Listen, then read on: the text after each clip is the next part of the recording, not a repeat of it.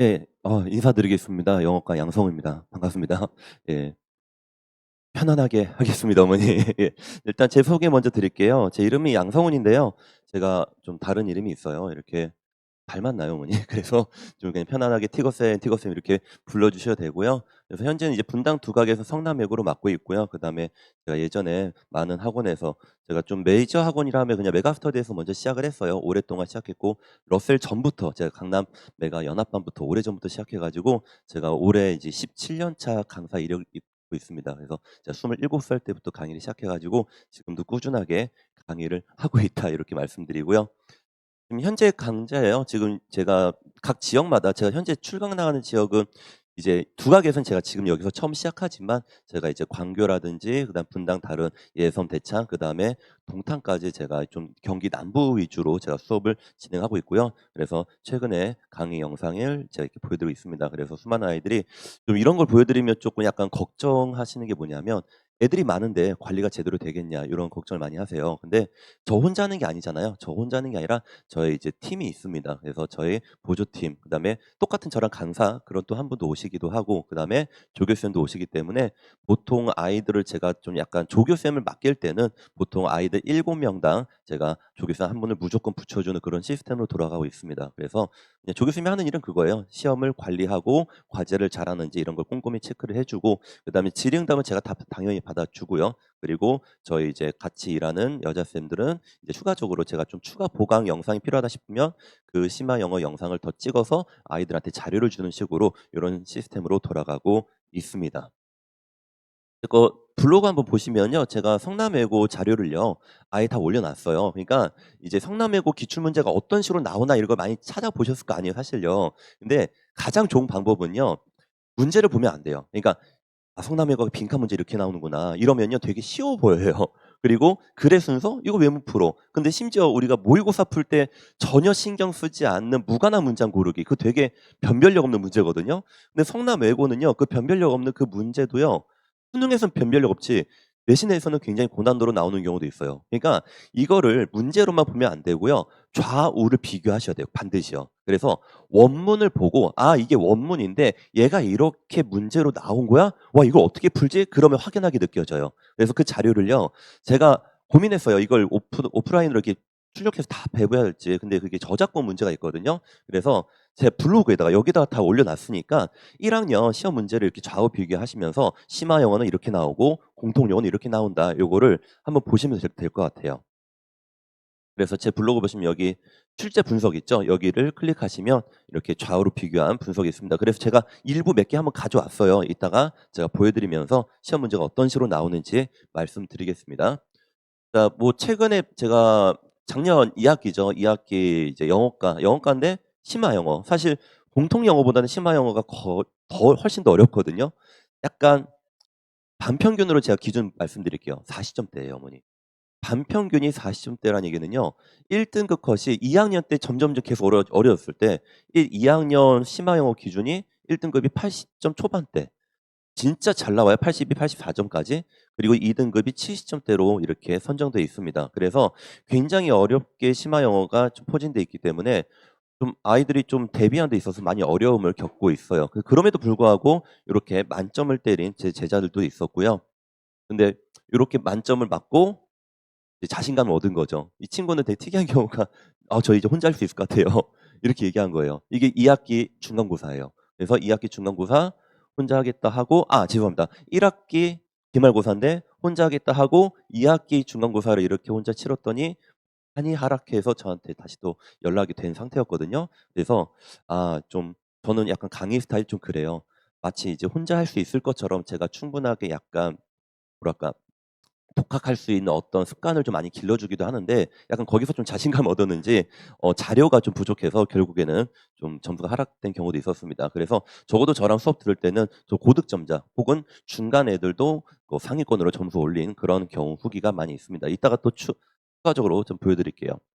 자, 그래서 내신이 왜 어려운지 그리고 제가 어떤 식으로 수업하고 어떤 식으로 관리하는지에 대해서 말씀드리도록 하겠습니다. 자, 우리 아이가 영어를 참 잘했는데 이거는 중학교 때 얘기인데 그러니까 이게 성남 외고잖아요. 그러니까 외고라는 그 말 자체가 이미 영어에 대한 분량이 어마어마해요. 그러니까 중학교 때는 사실 막말로 이렇게 그냥 할 만한 분량이라면 고등학교 올라가면 당연히 뭐 모의고사, 부교재, 심지어 외부 지문, 원서까지 하기 때문에 이거를 다 암기하기가 거의 불가능한다 하기도 한데 이거를 암기해도요 똑같이 안 나와요. 그래서 왜 똑같이 안 나오는지 제가 이따 몇 가지 한번 보여드릴게요. 자, 시험 문제를 보면요. 이게 공통영어, 이거 1학년 기준이에요. 공통영어 작년에 1학기 중간고사 기준인데 이게 객관식 문제 유형을 보시면 되게 익숙하죠. 전부 다 수능 유형입니다. 근데 아까 전에 제가 말씀드렸죠. 문제만 보면 되게 풀 수 있을 것 같은데 그렇게 판단하지 마시고 반드시 원문이랑 좀 비교를 해주시고요. 그러면 이제 왜 얘가 이렇게 어렵고 왜 킬러 문항인지 다 변형 문제고 다 처음 보는 그런 지문들이 대거 출현합니다. 그래서 제가 성남외고를 2019년 저기 예섬학원에서 거기서 처음 시작했었는데 그때는 그도 나름 할 만했던 문제 수준이었어요. 왜냐하면 외부 지문이 없었거든요. 그리고요 영작도 할 만했어요. 그때는요. 왜냐하면 영작이 힌트를 다 줬어요. 그냥 배열만 잘하면 돼요. 근데 이제 시간이 흐르고 나서 작년부터 갑자기 변화를 겪기 시작한 게 뭐냐면 외부 지문이 많이 출현하는 거. 그리고 영작에서도 주어진 정보만 이용하는 게 아니라 주어진 문장에 대한 추가적인 변형해서 영작까지 해야 되는 거. 그리고 심지어 글에 대한 요약문 영작 버전이 되게 또 다양해요. 그래서 영작에 대한 어떤 서술형 부분이 굉장히 난이도가 좀 올라갔더라. 이렇게 이해하시면 되고요. 뭐 서술형, 뭐 심화 영어는 뭐 말할 것도 없죠. 굉장히 여기 보시면 알겠지만 굉장히 많은 원서를 가지고 시험 대비를 치러야 되고요. 그리고 사실 예측도 안 돼요. 이거는 저뿐만 아니라 여기 있는 분당에 있는 모든 강사들 성남외고 하시는 분들은요. 예측할 수 없다고 대놓고 얘기해요. 사적으로 얘기할 때는요. 그냥 앞에서 어머니들한테는 우리가 다 책임지고 우리가 적중하겠습니다 이렇게 얘기하지 저도 못하고 다 못해요 이거는. 이거 어떻게 해요. 그래서 좀 기본적인 영어 실력을 키우는 게 더 빠른 길이 아닌가라고 생각합니다. 이건 제가 솔직하게 말씀드리는 거예요. 야, 이 문제가 이렇게 반드시 나올 거야. 이런 거는요. 옛날에는 가능했지만 요즘 추세로는 그게 많이 좀 적중률이 떨어진 그런 상태입니다. 학교에서 굉장히 똑똑하게 문제를 변형해서 출제하고 있거든요. 그래서 이런 부분에 대해서는요. 그냥 제 거 블로그에도 올려놨으니까 한번 비교해 보시면 좋을 것 같아요. 이거는 이제 영어과 심화 영어고요. 좀 더 어렵습니다. 사실 아무래도 영어과다 보니까 좀 문제가 좀 더 많이 어렵게 나오는 경향이 있고요. 2학년 되면 거의 이제 정점을 찍습니다. 지금 이제 1학년은 이제 시험만 관심 있겠지만 저는 이렇게 생각해요. 지금 당장의 중간고사를 100점 맞고 잘 보는 게 중요한 건 아니에요. 그러니까 이게 플랜을 잘못 짜면요. 이 중간고사를 딱 최고점 찍기 위해서 이렇게 급급하게 짜다 보면요. 그 뒤에 나오는 기말고사 2학기 혹은 2학년까지의 장기간의 플랜을 다 놓칠 수 있거든요. 그러니까 점수를요. 진짜 5점씩 오른다는 그런 플랜을 짜주시면서 좀 장기적으로 좀 봐주셔야 돼요. 당장 지금 이거 맞추기 위해서 단어를 하루에 막 100개씩 암기하고 막 미친 듯이 뭐 문장을 막 암기하고 공부하고 이렇게 너무 과하게 할 필요가 없다는 얘기예요. 그래서 조금 차차차 좀 실력을 늘리는 좀 장기적인 플랜으로 좀 준비를 해야 되지 않나 그렇게 생각을 해봅니다. 자, 한번 제 블로그 이렇게 올려놨어요. 제 거 실제 블로그를요. 그래서 이렇게 원문이랑 실제 시험 문제를 이렇게 비교해봤는데 일단 첫 번째는요. 긴 글에 대한 부담감이 굉장히 커요. 그러니까 일단 짧지가 않잖아요. 심한 경우는요. 그 B5 큰 종이에 한 전 페이지가 완벽하게 통째로가 한 문제로 이렇게 출연한 경우도 있습니다. 그래서 긴 문장에 대한 긴 글에 대한 어떤 부담감이 굉장히 좀 많아졌더라 이렇게 보시면 되고요. 그리고 사실 뭐 윗글에 대한 이 글을 읽고 올바른 거 혹은 일치 불일치 심지어 수능 문제 유형이 아닌 추론 문제도 있거든요. 이 글을 읽고 추론할 수 있는 내용이 뭔가 이런 문제도 있어요. 그건 이제 비수능형이죠. 그러니까 1번부터 5번의 선지에 대한 해석력이 너무나 부족하면 그 문제를 풀 수 없다는 얘기예요. 그래서 당장 이 문장을 중학교 때처럼 문장을 암기하고 그런 게 급한 게 아니라 기본적인 영어 단어를 많이 암기하고 그 새로운 글을 많이 읽어주는 습관이 필요하다는 얘기예요. 그래서 저 같은 경우는요. 내신 대비 기간에는 이거는 제가 다른 학교랑 좀 다르게 하는 거예요. 내신 대비 기간에는요. 주어진 문장을 암기한 것도 중요하지만 플러스 뭐까지 해주냐면 단어를 추가적으로 더 많이 암기를 해줘야 돼요. 아예 그냥 단어책 한 권 있죠. 그 한 권을요. 계속 매달 조금씩이라도 암기를 해주시고요. 모의고사 문제 유형을 푸는데 보통 성남외고는 고2, 고3 위주의 문제가 수준이 나오거든요. 고2, 고3의 수능 문제를요. 조금 하루에 2지문씩 매일매일 풀어주는 게 좋습니다. 그래서 추가적으로 내신 플러스 추가 어휘, 추가 지문을 조금 계속 훈련을 해줘야 된다. 이거 안 하면요. 나 분명히 이 지문은 아는데 나 이거 해석이 안 돼서 못 풀겠어요. 이런 얘기가 나오는 거예요. 그리고 가뜩이나 국어 점수 낮은 친구 있잖아요. 제가 지금 영어 얘기하고 있지만 국어 얘기하고 있죠. 왜 국어 얘기하느냐? 문해력이 딸리고 국어 점수 낮은 애들은요. 해석을 다 하고도 뭔 말인지 몰라요. 그러니까 단어를 알면 뭐예요? 문법을 정확히 알면 뭐예요? 정확히 읽을 줄 알았는데 뭔 말인지 모르는 거예요. 국어가 안 돼 가지고. 그래서 혹시나 만약에 국어 점수가 낮은데 지금 영어 점수가 굉장히 높은 상태다. 모의고사가요. 위험 신호입니다. 굉장히 위험 신호예요. 영어 점수 팍팍팍 떨어질 거야 앞으로요. 근데 반대로 국어가 되게 잘 돼 있는 상태예요. 근데 영어 점수가 조금 미비해요. 막 7, 80 나와요. 괜찮아요. 그거는요. 금방 영어 점수 오를 겁니다. 국어가 이미 충분하게 받쳐주고 있기 때문에. 그래서 저는 개인적으로 저는 타과목을 이렇게 얘기하면 안 되겠지만 제 장사가 안 되겠지만 국어가 더 중요해요. 영어보다는요. 국어가 바탕이 돼야 돼요. 아시겠죠? 그래서 조금 외부 지문에 대한 긴 글에 대한 이거 외부 지문도 다음에 제가 보여드릴게요. 간접연계 외부 지문이 이렇게 나오는 거예요. 아이들은요 이거 처음 보는 지문이에요. 분명히 소재는 똑같아요. 뭐 예를 들어서 학교에서 뭐 지구 온난화 소재로 이제 지문을 독해를 시켜줬다 쳐요. 근데 그 지문 똑같은 게 나오는 게 아니라 지구 온난화 다른 영어 지문이 나오는 거예요. 그게 간접 연계의 특징이거든요. 그래서 아이들은 와 이거 처음 보는 문제네. 근데 이 처음 보는 문제에 대한 빈칸 문제를 푸는 방법 당연히 이거 리딩 스킬이에요. 수능 문제를 풀기 위한 리딩 스킬을 어느 정도 숙지를 하는 게 중요하고요. 당연히 아까 전에 말씀드렸죠. 이 긴 글에 대한 어떤 매끄러운 해석과 문해력이 필요하기 때문에 많이 아이들이 좀 시간이 상당히 잡아먹는 그런 문제 유형이다. 보통 3-4문제씩 나옵니다. 킬러 문항이. 그러니까 애시당초 제가 전략 하나 짜드릴게요. 첫 문장 읽고 그냥 이게 처음 보는 문제다. 그럼 무조건 근데 나중에 푸세요. 근데 아이들이 꼭 고집을 피우더라고요. 이거 문제를 풀어야만 좀 개운하고 그 뒤에 문제 넘어가는 그런 성격 전혀 필요 없는 겁니다. 그래서 처음 보는 문제는요. 무조건 제끼고 나중에 풀어라. 그리고 관련 인용, 변형한 지문이 뭐 여기저기서 이게 따와요. 학교쌤이. 그러니까 이거를 어떻게 이렇게 똑똑하게 따왔나 했더니 제가 건너서 물어봤거든요. 제가 아는 진통에서. 챗GPT 이용합니다. 이제 많이 똑똑해졌죠. 챗GPT를 이용하면요. 그 관련 연계에 대한 그 소재에 대한 비슷한 영어 지문을 만들어낼 수 있고요. 그다음에 웹 서핑을 자동으로 해주기 때문에 심지어 변형 문제도 패러프레이즈하는 경우도 챗GPT 이용하는 경우 되게 많아요. 그래서 진짠가 제가 하도 궁금해가지고 예전에 기출문제 몇 개를 제가 챗GPT 돌려봤더니 처음 몇 번은 그게 비슷하게 나오지 않았거든요. 한 10대 번 해보니까 비슷하게 나오더라고요. 그 학교에서 냈던 거랑. 그러니까 이게 여러 번 돌려가지고 그중에 하나를 가져와서 문제를 이렇게 변형해서 낼 수도 있겠구나라는 그런 약간 영감을 얻기도 했습니다. 이게 불과 작년 중간고사 1학기 중간고사 때 제가 얻었던 정보입니다. 그래서 이런 경우도 있더라. 굉장히 어려워요. 사실 1번, 2번 같은 이런 내신 경향만으로도 아이들 굉장히 버겁습니다. 자, 세 번째 서술형이죠. 그래도 그나마 공통영어 객관식은 할 만해요. 그러니까 저희 반 제가 이렇게 개강을 하다 보면요. 저도 예상치 못한 애가 막 98점, 97점 받고 막 되게 잘했다고 그냥 본인 결과에 대해서 만족하고 이런 경우도 많거든요. 근데 객관식은 그렇게 변별력 없기 때문에 그럴 수 있는데 서술형이 문제예요. 객관식보다는요. 그래서 서술형 문제가 이게 옛날에는 이 글을 싹 지우고 한글로 바꾸고 이걸 영작해 되게 쉽게 냈었어요. 성남 외고가. 근데 이제는요. 조건을 마구마구 주어져요. 첫 번째는 뭐 기본적으로 문장을 그렇죠 영작을 하시오. 주제문을 영작하시오. 심지어 요약문도 있습니다. 다음 중 네모칸의 요약문을 바탕으로 빈칸에 대한 단어라든지 구문장까지 영작하는 경우도 있고요. 여러 가지 영작 버전이 등장함으로써 고득점이 굉장히 어렵더라라고 하는 겁니다. 그래서 서술형은요. 제가 쉽게 말씀드릴게요. 작년에 어떤 학생이 연락이 왔어요.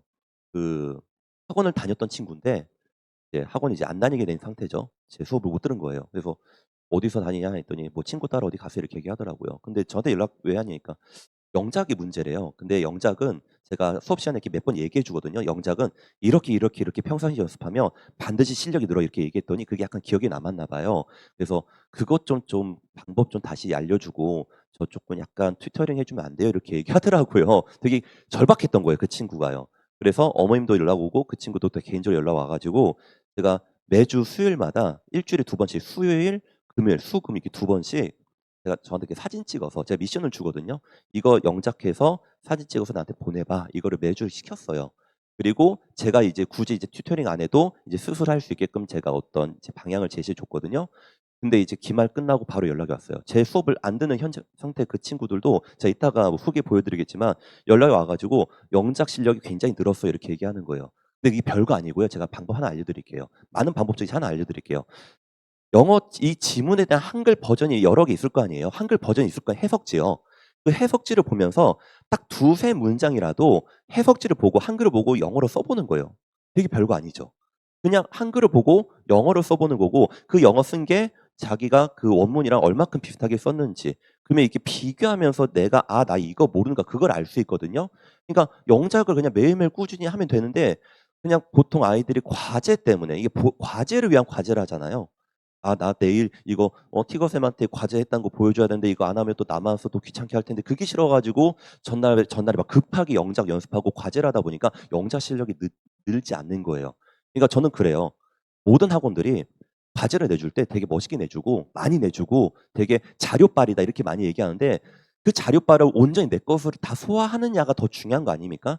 차라리 그럴 바에는 자료 다 필요 없으니까 기본적 영작 실력만 길러도 웬만하면 영작은 다 맞출 수 있거나 무조건 점수가 오르거든요. 근데 그거 위주로 좀 그런 습관으로 좀 공부를 해 주시는 게 맞다고 봅니다. 그래서 그냥 별거 아니죠. 그냥 한글을 보고 영어로 영작하는 거를 매일매일 하시면 돼요. 그것도 막 1시간 동안 매일 하냐 그것도 아니에요. 한 진짜 20-30 분만이라도 두세 네 개 뭐 세네 문장 몇 개만이라도 연습을 꼬박꼬박 해 주시면 영작 실력이 반드시 늘어납니다. 그렇게 하지 않으면요. 이렇게 여러 가지 변형된 조건에서 아니 분명히 내가 암기한 건 이 문장인데 그 문장을 영작하라고 나오지 않는다니까요. 분명히 내가 이 단어, 이 단어, 이 단어를 완벽하게 이걸 그대로 암기했는데 그걸 영작하는 게 안 나옵니다. 그래서 그런 거예요. 그러니까 단순하게 그냥 문장 암기하는 게 아니라 저는 이걸 이렇게 적어 볼게요. 어순감각. 이게 더 중요한 겁니다. 그러니까 주어 자리에 올 수 있는 녀석이 누구고 동사 뒤에 누가 오고 뒤에 수식어 어구를 누구로 쓰면 이렇게 매끄럽게 영작이 되는지 이 어순감각을 익히는 그런 감으로 공부해야 되지 내가 외웠던 걸 그대로 써 봐야지 이거 절대 실력 안 늘어요. 근데 애들 대부분 80-90% 그렇게 해요, 공부를요. 이거 잘 들으셔야 돼요. 이거 외운 다음에 내가 외운 거를 써 봐야지 이거 실력 안 느는 영작 공부예요. 그래서 반드시 영어를 보는 게 아니라 한글을 보고 영어로 써 보는 거 이거를 좀 꾸준하게 해 주시길 바랍니다. 변형된 문제잖아요, 어머니. 변형이 없는 것도 있고 있는 것도 있고. 그래서 변형된 지문 혹은 변형된 조건 이런 거에 대한 영작 실력을 좀 길러 주셔야 됩니다. 자, 재진술 제일 많이 이거는 뭐 옛날 전부터 나왔던 스타일이에요. 분명히 누구는 잘생겼다 이렇게 외우는데 잘생겼다는 표현을 안 쓰죠. 뭐 코는 오똑하고 눈은 뭐 어쩌고 턱선 어떻고 이런 식으로 말을 바꾸는 거예요. 그냥 물어볼게요. 아름다움이 죄라면 너는 무죄야. 무슨 뜻이에요? 그냥 못생겼다는 얘기잖아요. 그런 식으로 말을 이렇게 재진수로 꽈버리는 거예요. 아시겠죠? 그래서 분명히 빈칸 여기 나왔죠. 이게 비교하시는 게 중요하다고요. 분명히 이렇게 원문에 이렇게 나왔는데 이 문장이 1번부터 5번까지 하나도 없어요. 비슷한 단어도 없고요. 맥락적으로 비슷한 걸 골라주셔야 돼요. 아시겠죠? 이런 식으로 재진술, 패러프레이즈를 하더라. 그래서 요 각 유형별로 제가 저희 조교팀들, 그다음에 제 양성어 영어 연구소 팀들이 뭐 제가 일주일 동안 돌리는 조교쌤들이 대략 27명 정도 되거든요. 그 조교쌤들을 모시고 제가 계속 문제를 제작하고 학교 문제 스타일에 맞게끔 문제 변형 문제를 제가 제공해주고 있습니다. 연습 문제도 있고요. 그래서 뭐 비슷한 예시를 보신다면 어휘도 싹 다 변형하죠. 요번에 뭐 심화영어 보니까 작년 기말 2학기 기말 심화영어 보니까 어휘 변형도 많이 일어났더라고요. 그래서 분명히 이렇게 동그라미 친 단어로 외워도 결국에는 시험 문제 뭐 이런 식으로 나온다. 다 달라요, 어휘도. 어휘도 다 다르기 때문에 언어인지 동의어인지 다이어인지 심지어 요번에 또 다이어 문제도 나왔죠. 세틀먼트라는 그 단어를 정착이란 단어로 쭉 나오다가 갑자기 해결책이라는 단어로 다른 문장을 껴 가지고 무관한 문장 고르기 고난도로 문제 나온 적이 있거든요. 그런 식으로 다이어, 동의어를 좀 여러 가지 좀 접하면서 단어를 많이 외워주는 게 좋겠다 이렇게 말씀드립니다. 저 이거 설명에는요. 이 지문은 성남외고 영어 지문 아니에요. 이거는 제가 하나의 예시를 보여주는 건데 이 예시는요. 워낙 제가 옛날부터 마음에 들어서 놀라지 마세요. 저 이거 이 예시는 한 6-7년 전부터 계속 썼던 예시입니다. 근데 저는 모든 학교 관계없이 다 이 예시를 보여줘요. 왜냐하면 느낌이 똑같거든요. 어떤 느낌이냐? 되게 쉬운 문장이에요. 휴대폰 블라블라 마침표 찍고 they also 블라블라 두 개 문장을 이렇게 보여준 다음에 이게 원문이에요. 근데 학교에서 요구하는 거는 이런 식으로 영작을 하라고 이렇게 시키거든요. 이 추세를 한 게 언제냐? 7년 전 숙명여고 문제 버전 단대보고 문제 버전 제가 가져온 거예요. 그때 대치동에서 강의할 때. 너무 마음에 들더라고요. 근데 이거 보는 순간 제가 영감이 떠오른 거죠. '아 이렇게 문제를 내면 어느 순간부터 전국적으로 이제 문제를 이런 식으로 내지 않을까.'라고 생각 드는 거예요. 그때 이렇게 나왔을 때 충격적이었거든요. 왜 첫 시도했던 문제 첫 시도한 그런 문제 유형이라서. 근데 잘 보세요. 분명히 두 개 문장이지만 조건이 뭐예요? not only로 시작할 것이죠. 근데 아까 전에 뭘로 시작했죠 어머니 문장이? 이게 암기하면 안 된다는 게 바로 이거예요. 아까 뭘로 시작했어요? 어머니 그새 까먹으셨죠? 이렇게 휴대폰으로 셀폰으로 시작했는데 아니 이거를 문장을 not only라고 이렇게 시작할 것 그리고 두 문장을 몇 문장으로 한 문장 영작할 것 그럼 이거 어떻게 해결해요? 어떻게 해결할 거예요? 분명히 나는 두 문장 외웠고 휴대폰으로 시작하는 주어를 외웠는데 이거를 이렇게 영작하래요. 근데 놀랍게도 이거 작년에 성남외고 2학기 때 이렇게 나왔어요. 똑같이 나왔어요. 이렇게요. 그래서 not until을 주고 한 단계 더 나아가 역시 외고답게 얘는 그래도 그나마 주어진 어떤 문장을 똑같이 쓰라고 했지만 외고는요. 성남외고는 작년에 단어까지 다 바꿨어요. 단어까지 바꾸고 문법까지 바꾼 거예요. 이거는요. 둘 다 바꾼 거예요. 문법만 바꾼 게 아니라. 그래서 보치구문이잖아요. 결국에는. 그래서 저는요. 문법을 공부할 때 이건 이제 영작 얘기고 문법을 공부할 때는요. 약간 구조로 이걸 신텍스라 그래요. 구조로 좀 공부를 해 주시는 게 맞다고 봅니다. 그러니까 단순하게 암기하는 게 아니라 우리가 그런 거 있잖아요. 어렸을 때 우리 어머니 어렸을 때 우리 끊어읽기 하신 적 있으시죠? 그 끊어읽기를 할 수 있다는 얘기는 뭐예요? 문장 구조를 정확히 안다는 얘기거든요. 신텍스 구문, 신텍스 교재 위주로 좀 미리 공부해 주면 조금 도움이 됩니다. 그래서 강사들마다 교재 이름 달라요. 김기훈 쌤은 천일문이라는 교재를 쓰시고요. 들어보신 적 있죠? 천일문. 그거 신텍스 교재예요. 그걸로 공부해도 괜찮고요. 아니면 뭐 이명학 선생님이 신텍스 말 그대로 그냥 신텍스 대놓고 쓰던데 신텍스라는 교재로 공부해도 괜찮아요. 그래서 주어, 동사, 목적어, 그 다음에 뒤에 보어가 올 수 있는지 아니면 수식 구조가 어떤 식으로 와서 앞에 있는 명사 꾸미는지에 대한 그런 문장 구조 연습을 하시면서 문법을 접근해야지 그래야만 이렇게 영작이 되는 거지. 1강 동명사 배웠으니까 동명사 난 동명사 관련된 객관식 문제 풀어야지 더 전혀 도움되지 않습니다. 중학교 때 아마 대부분 그렇게 공부해요. 아니 막말로 부정사를 공부했으면 정답 뭐만 고르면 돼요? 부정사만 고르면 되는 거 아니에요? 분사구문 공부했으면 그냥 분사구문만 딱 잘 지켜보면 답 나오지 않습니까? 왜 파트가 그렇게 나눠졌으니까. 신텍스는 그렇게 되는 게 아니라 그냥 영어 문장을 통째로 던져주고 여기서 올바른 게 뭔지 틀린 부분 뭔지를 너가 찾을 수 있니? 그런 식으로 공부해야만 도움이 되는 공부 방법이란 얘기입니다. 그래서 도치구문까지 그리고 어휘 변형까지 일어났다. 이렇게 말씀드립니다. 저도 놀랐어요. 제가 이거 맨날 쓰던 그런 예문인데 성남외고도 작년에 이제 나오기 시작했습니다. 자, 이것도 다른 학교 유형이지만 저는 성남외고랑 똑같다 생각해요. 왜냐하면 성남외고 뭐라고 내요? 문제 어법 문제 낼 때요. 짧게 내지 않아요. 수능처럼 내지 않아요. 통째로 문장을 다 밑줄 쳐요. 그리고 틀린 부분 찾아 고치시오까지 나옵니다. 그러니까 이게 올바른 문장 몇 개인가 틀린 부분이 뭔지를 정확하게 딱딱딱 어디든지 찍어낼 수 있어야 된다는 얘기죠. 이게 성남외고 문제입니다. 잘 안 보이시겠지만 이렇게 문제도 길죠.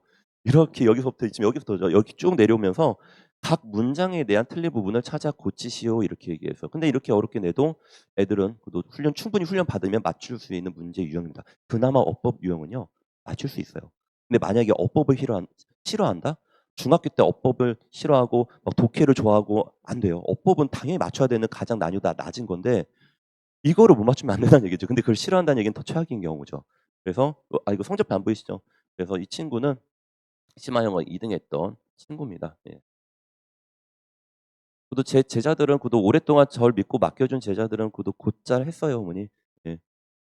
저도 제 수업을 들어준 거에 대한 어떤 고마움의 표현이기도 하고요. 그래서 이런 식으로 이렇게 나오기도 하고요. 빈칸에 이거 영작이에요, 어머니. 근데 이걸 그대로 쓰는 거 아니고 이렇게 조건을 주어진 채로 영작을 한다는 게 굉장히 어렵다는 얘기죠.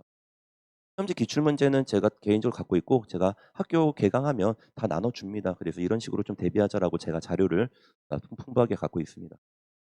너무 어렵죠? 이거 보세요. 이게 지금 한 페이지 어머니. 이게 서술형 한 페이지인데 이거를 긴 거를 다 읽고 나서 뭐 단순하게 그냥 내가 외웠던 걸 쓰라 그것도 아니고 뭔가 또 처음 보는 어떤 파트예요. 이거 애들 다 처음 보는 부분이에요. 근데 이걸 이런 식으로 요약하고 이렇게 표현했을 때 빈칸에 들어갈 단어와 빈칸에 들어갈 문장을 쓰시오. 아까 그 심화영어 2등 했던 친구예요. 2등이면 잘한 거잖아요. 영어과인데. 근데도 이렇게 고민의 흔적 보이시죠, 어머니? 엄청 지우고 이건가 고민의 흔적 보이시죠? 그래서 만약 여기서 이제 영어과다 2학년 이제 올라가는 그 시점에는 대부분 반평균이 45점 80점 초반대까지 나옵니다. 그래서 80 몇 점 맞았는데도 80점 딱 80점인가 이 친구가 근데 딱 2등 한 거예요. 그만큼 어렵다는 얘기죠. 예. 90점 100점은 절대 없습니다. 자, 뭐 수능 얘기는 나중에 해드릴게요. 제가 아까 전에 잠깐 말씀드린 게 뭐냐면 국어가 바탕이 돼야 영어를 잘한다 이 말씀을 왜 이렇게 드린 거냐면 이런 느낌이에요.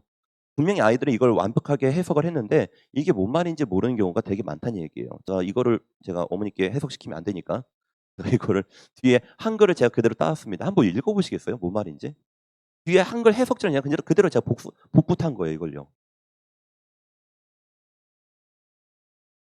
편하게 읽고자 했는데 불편하죠, 어머니. 이게 뭔 말인지 모르는 거예요. 이게 물론 제가 앞뒤 맥락을 잘라와서 좀 더 이해하기 어려운 게 있겠지만 그래도 그 지문 통째로 읽었을 때 아이들이 그 처음 본 그 문장에 대한 느낌이 그래도 좀 어려워요 이렇게 얘기했어요. 근데 이 어려운 지문이 어디 있거냐? 기출문제 또는 EBS 거예요. 근데 성남외고는요 EBS 문제 굉장히 좋아합니다. 여태까지 EBS 문제를 대부분 매 해년마다 내긴 했어요. 기출 문제는 당연히 중요한 거고 맞고요. 그건 당연히 하는 거고 EBS에서 뭐 4주 특강, 고난도 뭐 유형 뭐 이런 것들이 특이한 경우가 되게 있거든요. 연계 교재에서는요 가장 어려운 거 뭡니까? 수특 영어 독해입니다. 그거를 가져와요. 수능 특강 중에서 영어 독해 버전이 있어요. 영어 독해 연습 버전을 가져와서 그걸로 학교 시험 문제로 내기도 합니다. 그래서 EBS도 그냥 쉬운 거 말고 가장 어려운 거 탑3 외내로 가져와서 시험 문제를 내더라. 이게 출제 경향입니다. 이것도 마찬가지예요. 이거 한글로 읽어 이게 지금 국어잖아요, 어머니. 지금 이거 영어로 읽는 것도 아니고. 근데 아이들이 영어를 완벽하게 해석을 해도 위에 문장이 몇 번으로 들어갈지를 모른다니까요. 왜요? 문해력이 약해가지고. 그래서 아무리 단어를 잘 알고 아무리 해석을 완벽하게 해도 못 풀더라. 왜? 국어 때문이다. 그래서 재수업보다는 죄송하지만 국어 먼저 등록하세요, 어머니. 전 국어가 더 중요하다 생각해 양심적으로. 알겠죠? 그래서 국어는 반드시 꼭 더 공부를 해주시고요. 한번 풀어보시겠어요? 안 궁금하십니까? 1번부터 5번 중에 몇 번 들어갈지 한번 풀어보시겠어요? 아이들이 이렇게 공부한다는 거예요, 그냥. 대로. 맨 뒤에 보이시나요? 글자? 예, 화면에 보이죠? 예.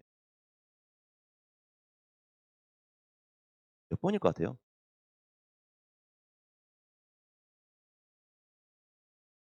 맞추신 분은 제 개인 연락처 드릴게요. 이게 잘 보세요. 제가 이거를 나중에 저는 이런 걸 가르칠 때 저 개인적으로 저 모의고사 제작하거든요. 모의고사 제작 지금은 안 하는데 모의고사 제작해 가지고 제가 메가스터디에 이렇게 문제를 판매한 적도 있어요. 그 문제를 제가 제작할 수 있다는 이유는 그 문제 출제 원리를 제가 정확히 알고 있다는 얘기잖아요. 대학 교수님들이 이 문제를 만들 때 논란의 여지가 있으면 안 되잖아요. 그러기 위해서는요. 이 문제가 1번부터 5번에 반드시 이것만 답이어야 돼라는 안전 장치를 심어 놔요. 그걸 시그널에 표현하는데 이런 시그널이에요. 그렇다 하더라도. 이걸 안 집어넣으면 논란의 여지가 있기 때문에. 그럼 그렇다 하더라도 느낌은 어떤 느낌이에요? 역접이에요? 순접이에요? 뭔가 역접이죠. 반대적인 느낌이 나죠. 그럼 잘 보세요. 뭔가 모르겠지만 그럼 제가 느낌만 줄게요. 뭔지는 모르겠지만 긍정인지 부정인지만 한번 말씀해 주세요. 긍정인지 부정인지. 잘 보세요. 1번 문장. 그 자체로 잘못된 게 아니야. 이거는 쉽잖아요. 잘못된 게 아니니까 좋다 나쁘다? 나쁜 게 아니다. 그렇죠? 두 번째. 행복을 줄 수 있대요. 그럼 행복을 준다는 얘기는 나쁜 얘기 아니잖아요. 그렇죠? 세 번째. 뒤에 보니까 걱정으로부터 걱정해서 해방도 시켜준대요. 나쁜 얘기 아니죠? 그다음에 영감도 준대요. 영감을 주는 게 뭐 좋은 거 나쁜 건 아니잖아요. 근데 마지막에 뭐라 그래요? 풍요로움을 주는 것은 반드시 아니다. 갑자기 부정적으로 얘기하죠. 이거예요, 어머니. 정답 몇 번? 5번인 거예요. 이게 바로 리딩 스킬이에요. 그래서 나중에 모의고사 문제를 접근하든 성남외고 빈칸 문제를 접근하든 똑같이 적용할 수 있는 게 뭐냐면 글의 순서 문장 삽입은 적어도 저런 시그널을 반드시 체크를 해주셔야 돼요. 그래서 가끔씩 제가 변형 문제 제작할 때 애들이 얘기해 쌤 이 문제 똑같이 나왔어 이렇게 얘기해요. 왜냐하면 저런 시그널을 성남외고 선생님도 이용하니까요. 당연히. 이거는 전 국민 공식이에요. 이건 성남외고뿐만 아니라 마치 그게 특별한 것처럼 제가 얘기한 게 아니라 원래 그런 겁니다. 예. 이런 식으로 리딩 스킬을 좀 적용해 주시면 좋겠습니다. 그래서 절대로 우리 아이가 문해력이 좋은지 나쁜지 판단하고 싶다면요. 절대 고1, 2 영어 점수 믿으시면 안 돼요. 왜냐하면 고1, 2 영어 점수는요. 중학교 때 했던 그 빨이 먹혀요. 근데 고3 때는 그 빨이 안 먹혀요. 왜냐하면 해석이라도 뭔 말인지 모르는 그 추상적인 글들이 막 간간히 등장하니까. 그럼 이제 이렇게 연습하시면 돼요. 아이한테 집에 가서 고3 영어 지문을 영어로 읽기 시키지 마시고요. 고3 영어 지문 한글 있죠. 뒤에 해석지. 한글 몇 개를 한번 이렇게 한번 다 읽어보라 시켜보세요. 그냥 수능 문제, 수능이에요. 수능 기준으로 몇 년도 아무거나 꺼집어서 출력하신 다음에 야 한글 읽어보고 너 이 영어 한글 중에 몇 지문이나 이해 못하니 몇 개나 이해하냐 물어보세요. 그러면 그중에서 한글조차 이해가 어렵다? 위험신호입니다. 왜냐하면 지금 아직 그 영어를 읽은 게 아니잖아요. 고3 영어를요. 그래서 그런 식으로 문해력을 한번 판단해 보시면 좋을 것 같습니다. 그리고 당연히 제 수업 때는요. 주제문을 파악하는 그런 리딩 스킬, 글의 순서, 빈칸 문제 리딩 스킬 다 알려드립니다. 저는요. 자, 이건 저희 팀이에요. 양성어 영어 연구소 지금 뒤에 위가 잘렸는데 저는 학교별로 제가 각 출강 나간 지역에 제가 한 지역에 한 학교를 맡고 있어요. 그래서 뭐 약간 밑에 지역 유신고, 창녕고, 뭐 유신고 야구로 유명한데 유신고, 창녕고 제가 거기서는 당당하게 1타고요. 성남 외고 같은 경우는 제가 지금 약간 오르락내리락해요. 한때 1타 했다 한 반에 지금 여기 60명 채웠다가 그 다음에 제가 아버지가 좀 아프시고 돌아가신 이후로는 조금 제가 조금 일정이 여의치 않아서 제가 좀 성남 외고를 좀 잘 못 맡았어요. 사실은요. 제가 재작년, 작년 같은 경우는요. 그리고 제가 학원한테 미리 얘기했는데 학원에서 중간에서 일을 잘못한 바람에 저한테 이제 잘못을 이렇게 덤탱이 씌운 경우도 있었는데 그건 뭐 나중에 제가 개인적으로 얘기해 드리고요. 그래서 제가 재작년, 작년부터는 이제 한 반에 이제 많아야 이제 10명, 20명 정도 선에서 제가 강의하고 있습니다. 이제 올해는 몇 명 될지 모르겠어요. 그래서 원래 단과는 그래요. 어머니들 지금 고민하시는 게 종합학원을 보낼지 단과 강사들 보낼지 아마 이것도 고민이실 거예요. 근데 단과 강사의 제가 장점 이런 거는 뭐 당연히 아실 테니까 단점 하나 얘기 드릴게요. 그냥 만약에 애들이 인원수가 적으면요. 뭐 적을 수도 있고 늘 수도 있거든요. 그건 모르는 거예요. 적으면 그거는 이제 수업이 유지되기 어려울 수 있어요. 그거는요. 근데 그거는 제가 미리 말씀드릴게요. 그래서 학원 측에도 제가 한 2주 전에 미리 말씀드려라 이렇게 얘기하니까 그건 제가 뒤처리는 좀 완벽하게 제가 깔끔하게 하니까요. 그런 건 걱정하지 마시고요. 그래서 좀 개인적인 일 때문에 제가 지금은 성남 외고는 보통 10대 명, 많아 20명대로 제가 강의하고 있고요. 그리고 지금 아이들이 조교쌤들이 다 외고 출신이에요. 제 제자들도 있고요. 제자들이 뭐 올해도 뭐 이제 좋은 학교 들어가고 그다음에 몇 명 여러 제자들한테 또 컨택해요. 야, 너는 성남외고 출신이니까 나랑 같이 일해볼래? 뭐 좋아요 하면 저랑 일하는 거고 싫다면 못하는 거고. 그래서 제 제작팀들은 스카이 출신 아니면 좀 웬만한 외고 출신으로 제가 다 꾸리고 있습니다. 그리고 그 가끔씩 제가 그 심화 영어 같은 경우는요. 이렇게 뭐랄까나 영상을 찍어서 이렇게 올리기 시켜요. 그러니까 비영어과 영어과를 제가 공통으로 이렇게 수업을 하는데 영어과는 심화영어가 추가가 되어 있잖아요. 중간고사는 비영어과 심화영어 없습니다. 참고로. 비영어과는요. 기말고사만 심화영어가 있는 거예요. 중간고사는 없어요. 그래서 심화영어가 있는 그 영어과 혹은 2학기 기말고사 이제 비영어과 심화영어 그 심화영어만 제가 조교수한테 다 풀로 찍게 시킵니다. 안 그러면 그게 시간적으로 여유가 없어요. 공통영어 할 시간도 없는데 일주일에 한 번밖에 못 오는데 그걸 어떻게 다 합니까? 그거 못합니다. 그리고 어떤 학원은 막 3시간 플러스 3시간 관리해서 총 6시간 해줍니다. 이렇게 얘기하는데 그거 생각보다 안 좋아요. 그러니까 까는 게 아니라 시간적 여유가 없습니다. 그거는 아예 그냥 물리적으로. 그러니까 국어도 들어야 되고 수학도 들어야 되고 그거 어떻게 6시간을 할애합니까? 그래서 저는요. 제가 수요일 날에 제가 애들을 이렇게 불러요. 수요일 날에 이렇게 줌으로 제가 다 소집하고 줌으로 아이들을 또 추가 관리할 거예요. 그거는요.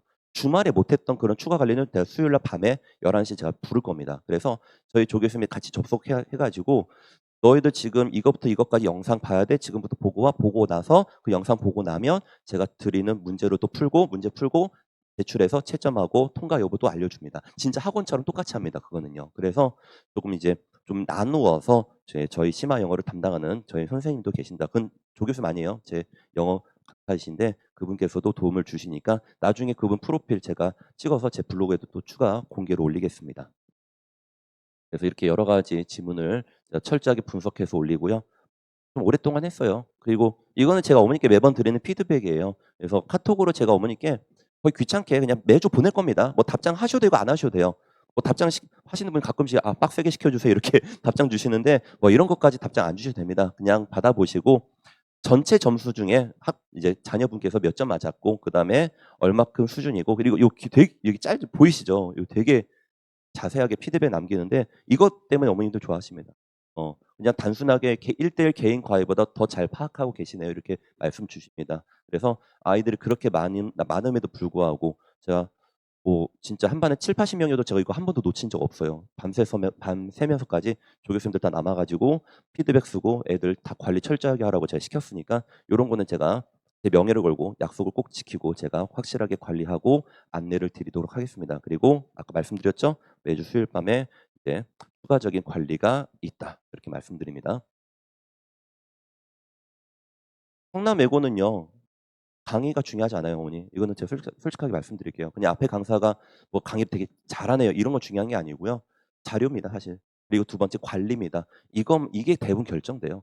이 학교에 대해서 얼마큼 잘 알고 있고 이 강사가 그 학교에 대한 성남 외고에 대한 특징으로 문제를 잘 만들어서 잘 제출해 만들어서 애들을 주는지 관리하는지 이게 중요한 부분이기 때문에 제 경력을 그렇죠? 좀 한번 믿어 주시고 맡겨 주시면 좋을 것 같습니다. 이런 식으로 틈이 없는 관리. 이거 뭐 단톡방 관리는 뭐 특이한 거 아니고 모든 강사들이 다 이렇게 하고 있습니다. 자, 뭐 후기인데요. 뭐 보시면 알겠지만 뭐 24년 7월 제가 작년 2학기까지 강의를 했었어요. 그래서 2학기 강의하면서 이렇게 아이들한테 성적표 받은 걸 보여준 후기입니다. 그래서 뭐 100점 맞은 친구도 있고 그다음에 이 친구는 뭐 공통 영어입니다. 공통 영어 100점 맞은 친구도 있고 서술형이 다 인정돼서 이거 되게 많이 애들 결과 나오기까지는 모르는 거예요. 그러니까 분명히 다르게 썼거든요. 다르게 썼는데 그게 내용 맞으면 맞게 해줘요. 학교는요. 그래서 제가 아까 전에 말씀드렸잖아요. 한글을 보고 영어 연습하라고요. 그러니까 맞게 썼다면 정답으로 인정되니까. 반드시 주어진 조건뿐만 아니라요. 알겠죠? 그래서 영작 연습 많이 해 주시고요.